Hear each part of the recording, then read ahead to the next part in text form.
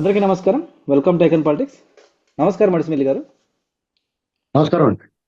Sir, పసివాడి ప్రాణం చిరంజీవి గారి cinema, super hit అయిన సినిమా. అందులో పసివాడి కోసం చిరంజీవి గారు, హీరో గారు తన ప్రాణాన్ని అడ్డు పెడతారు. ఇక్కడ కూడా పసివాడు ఉన్నాడు. ప్రస్తుత ఆ, మన పాలిటిక్స్లో కూడా పసివాడుగా ఉన్నారు కొంతమంది. ఆయన రెండుసార్లు ఎంపీ అయినా కూడా ఇంకా పసివాడే. మూడోసారి కూడా ఎంపీగా పోటీ చేస్తున్నాడు. ఆయన కోసం జగన్మోహన్ రెడ్డి గారు, అంటే ఒక పార్టీ అధినేత, ప్రస్తుత ముఖ్యమంత్రి, ఆయన తన ప్రాణాలు అడ్డేస్తున్నాడు. సో ఎన్ని రకాలుగా కావాలంటే అన్ని రకాలుగా ఆయన ఫీల్డింగ్ పెడుతున్నాడు. ఆయన్ని పసివాడిని ప్రాణాన్ని కాపాడడానికి, పసివాడిని అరెస్ట్ చేయకుండా ఉండడానికి. ఎలా చూడాలంటారు? ఒక పక్క ఏమో వాళ్ళ చెల్లెళ్ళేమో పాపము ఈ పసివాడి మీద చాలా ఘాటుగానే అదే భయంకరంగా పోరాడుతున్నారు, సిబిఐ కోర్టులోను, తర్వాత మీడియా పరంగా కూడా. ఎలా చూడాలంటారు? దీని మీద మీ విశ్లేషణ చెప్పండి సార్. మరి మీరు అన్నట్టుగా మోహన్ రెడ్డి గారు చెప్పేది ఏంటంటే, పసివాడి ప్రాణంలో చిరంజీవి కాపాడుతున్నట్టే కాపాడుతున్నాడు. అయితే ఈయన చిరంజీవి అయినా కాకపోయినా, అతను పసివాడు అయినా కాకపోయినా, ఇది మాత్రం కళ్ళ ముందు స్పష్టంగా కనపడతా ఉంది. ఏకంగా ఏదో చిన్నదో పెద్దదో, ఏ బ్యాంక్ స్కామ్, ఎవరిదైనా డబ్బు తీసుకుని ఎగ్గొడతాం ఇలాంటివి కాకుండా ఏకంగా మర్డర్ కేసులో కాపాడుతున్నటువంటిది చాలా విచిత్రంగా ఉంది. అసలు ఆయన సూత్రధార పాత్రధార అనేటువంటి సందేహాలు వస్తున్నాయి ఈ మధ్య. ఎందుకంటే దస్తగిరి ఒక బాంబు పీల్చాడు.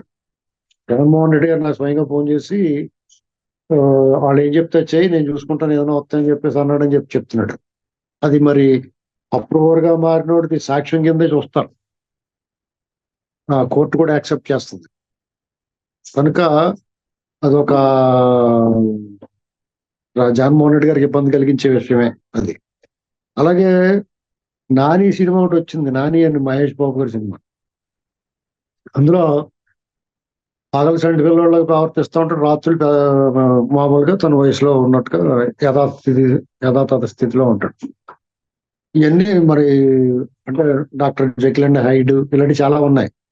రే చుక్క, పగటి చుక్క, ఇలాగా పగలలాగా రాత్రిలాగా ఉంటాడు. అలాంటిది ఏమైనా ఉందేమో చూసుకోవాలి. వీళ్ళ వ్యవహారం, వీళ్ళు మాట్లాడే తీరు, పద్ధతి అన్ని చూస్తుంటే ఇవన్నీ కాదండి. అసలు యాక్చువల్గా జగన్మోహన్ రెడ్డి గారు ఏమంటున్నాడంటే, వాళ్ళ చెల్లెళ్ళని, వాళ్ళ చిన్నాన్ని వాళ్ళ క్యారెక్టర్ అసాసినేషన్ చేస్తున్నాడు, వాళ్ళని ఒక రకంగా బాడీ షేవింగ్ చేస్తున్నాడు. అదే సమయంలో అవినాష్ రెడ్డిని కాపాడడానికి ప్రయత్నం చేస్తున్నాడు. సంపూర్ణ మద్దతు ఇస్తున్నాడు. ఏ రేంజ్ లో అంటే, ప్రజలకు తెలుసు ఏం జరిగిందంటే, సో ప్రజలకు ఇప్పుడు తెలిసిపోయిందండి ఏం జరిగింది, ఎలా జరిగింది, ఎవరు చేశారు, ఎవరు చేయించారు అనేటువంటి ప్రజలకు పూర్తిగా అర్థమైపోయింది. అదే మాట చెప్తున్నాడు. అందులో అంటే బ్యాడ్ లో గుడ్ లాగా కొన్ని నిజాలు కూడా చెప్తున్నాడు. ప్రజలకు అందరికీ తెలుసు అన్నాడు. అంతకుముందు ఏమన్నాడు, దేవుడికి చనిపోయిన మా చిన్నానికి తెలుసు అన్నట్ట. వాళ్ళు రారు కదా సాక్ష్యానికి, వాళ్ళు వచ్చి చెప్తారా మనకి ఇలా జరిగిందిరా బాబని. కాబట్టి వాళ్ళ మీద తోస్తాడు. నెక్స్ట్ లెవెల్లో ఇంకా ఇంకా తప్పదు, అందరికీ తెలిసిపోయినప్పుడు మరీ పదే పదే అబద్ధాలు ఆడడం అనవసరం అని చెప్పేసి ప్రజలందరికీ తెలుసు అన్నాడు. నిజంగానే తెలుసు, వాళ్ళు తెలుసుకున్నారు.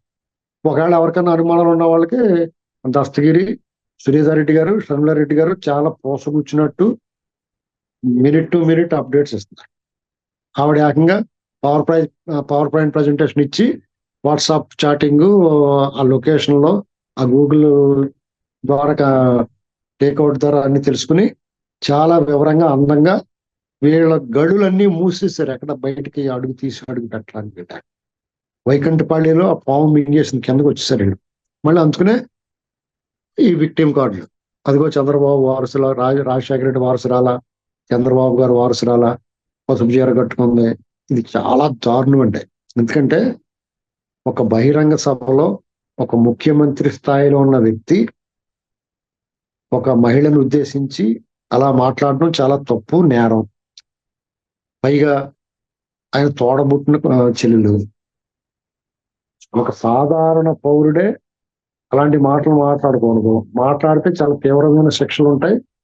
ఒక మహిళ పట్ల కానీ, స్త్రీ వర్కింగ్ ప్లేస్ లో కానీ, ఇంట్లో కానీ, బయట కానీ, రోడ్డు మీద ఎక్కడైనా సరే వాళ్ళకి ఇబ్బంది కలిగేలా వ్యవహరిస్తే అది పెద్ద నేరం.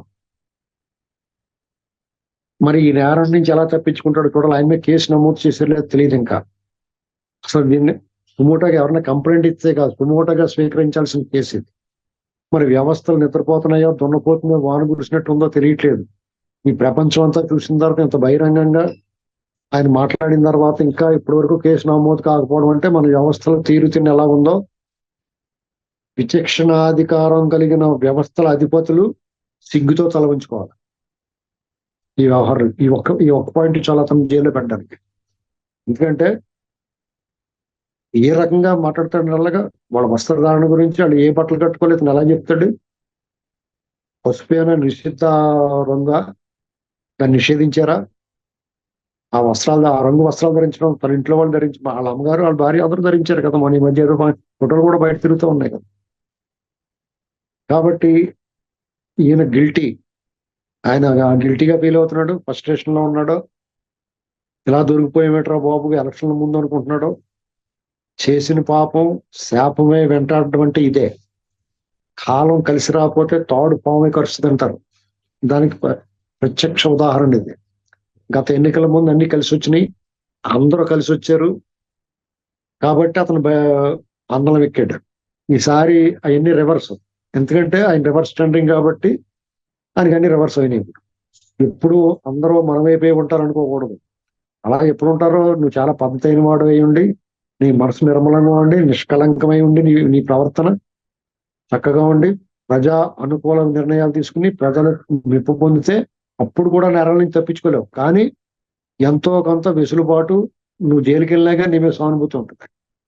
ఇవాళ ఆయన మీద కేసులు విడుచుకుని ఆల్రెడీకి ఉన్న కేసుల్లోంచి ఆయన బెయిల్ రద్దు జైలుకి పోయినా, రేపు అధికారం కోల్పోయిన తర్వాత 5 సంవత్సరాలు చేసిన అకృత్యాలకి, అన్యాయానికి, అరాచకాల మీద అతను ప్రాసిక్యూషన్ ఎదుర్కొని జైల్లోకి వెళ్లాల్సి వస్తే 2 జన్మలు సరిపడగా కేసులు ఉన్నాయి. కాబట్టి ప్రజలు ఒక రకంగా పండగ చేసుకుంటారు. అదే చంద్రబాబు నాయుడు గారు అరెస్ట్ అయితే ఈ ప్రపంచమే కళ్ళడిల్లిపోయింది. మహిళా లోకం బయటకు వచ్చింది. మధ్య తరగతి గుబులుగా ఫీల్ అయ్యారు. ఈ తరం అందరూ కూడా చంద్రబాబు నాయుడు గారు అంటే ఏంటో తెలుసుకున్నారు. అది ఒక తాలూకు వ్యక్తిత్వం అన్నా, క్లీన్ ఇమేజ్ అన్నా అది. అంతేగాని ఎవరైనా జైలుకి వెళ్ళినా, ఏదైనా ఇబ్బంది కలిగినా పండగ చేసుకున్నారంటే మన చరిత్రలో, పురాణాల్లో అనేక అంశాలు చూసాం. నరకాసుర వధ, ఇలాంటి మహిషాసుర మర్దం, ఇలాంటివన్నీ జరిగినప్పుడు లోక కళ్యాణం అన్నట్టుగా ఫీల్ అయ్యారు ప్రపంచం అంతా, విశ్వం అంతా. అలాంటి పరిస్థితి వచ్చిందంటే ఆ క్యారెక్టర్ ఎంత దారుణమైన క్యారెక్టరో, ఎంతటి ప్రజాకంటకులు అనేటువంటిది తెలుస్తా ఉంది. ఇప్పటికైనా ఆయన రాజకీయాలు ఏముందండి, ఈసారి పోతే మళ్ళీసారి గెలుచుకోవచ్చు. ఆయన అదే చెప్తాడు కదా, ఈసారి కొట్టాడు, కొట్టించుకున్నాం, మళ్ళీసారి కొడతామని చెప్తాడు. ఆయన అలవాటైంది. ఆయన గతంలో ఓడిపోలేదా, మళ్ళీ 5 సంవత్సరాలు పోరాటం చేసి ఏదో పడి కింద మీద 6 నెలలు పట్టుకుని తీసుకుని వచ్చాడు. ఈసారి మళ్ళీ అవకాశం ఏముంది, ప్రజల అభిప్రాయాలు మారుతూ ఉంటాయి, మళ్ళీ నీ మీద అభిమానం కలవచ్చు. ఒకటి మాత్రం జరుగుద్ది, ఆయనకు ఒక గుబులు ఉండొచ్చు. ఈసారి ఎన్నికల్లో ఓడిపోతే అతను శ్రీకృష్ణ జన్మస్థానానికి వెళ్తాడో, దాన్ని కొనసాగించే వాళ్ళు ఉండరు, అందరూ నేరస్తులే, ఆ పార్టీ కూడా చిన్న భిన్నం అయిపోతానో భయం ఉండొచ్చు. అప్పుడు మళ్ళీ కొత్త పార్టీ పెట్టుకో. ఏముంది, నీ చిన్నపిల్లడు అంటున్నావు కదా, నీ బుల్లి పసివాడు ఉన్నాడు కదా నీ పక్కన, మీరందరూ జైల్లో కూర్చుని అష్టాచమ్మ ఆడుకుని తర్వాత మళ్ళీ బయటకు వచ్చి మళ్ళీ మొదలెట్టండి రాజకీయ ప్రస్థానం. అంతేగాని అడ్డగోలుగా వెళ్దాం, చట్టాన్ని, రాజ్యాంగాన్ని ధిక్కరిద్దాం, వాటిని మేనేజ్ చేద్దాం అనుకుంటే కనుక అన్నిసార్లు ఈ మేనేజ్మెంట్లు కుదరవు. ఈసారి ప్రజా తీర్పు నీకు వ్యతిరేకంగా రాబోతుంది. న్యాయస్థానాల్లో న్యాయం జరగటం ఆలస్యం అవ్వచ్చు, దర్యాప్తు సంస్థల విచారణని జాగు చేయవచ్చు, కానీ ప్రజా కోర్టులో మాత్రం నీ ఓటమిని ఎవ్వడా ఆపలేదు. ఇది మాత్రం రేపు జూన్ 4వ తారీఖు తర్వాత నీ పరిస్థితి తలుచుకుంటే చాలా సానుభూతి కలుగుతుంది. ధన్యవాదాలు సార్. మీరు చెప్పినట్టు సొంత ఇంట్లో వాళ్ళ మీద ఇంత దారుణంగా మాట్లాడడం అనేది అసలు ఏమాత్రం ఆ, ఆ, ఆహ్వానించదగ్గ విషయం కాదు. మరి చూడాలి మరి కడప ప్రజలు ఎలా తీసుకుంటారో ఈ విషయాన్ని. ధన్యవాదాలు సార్.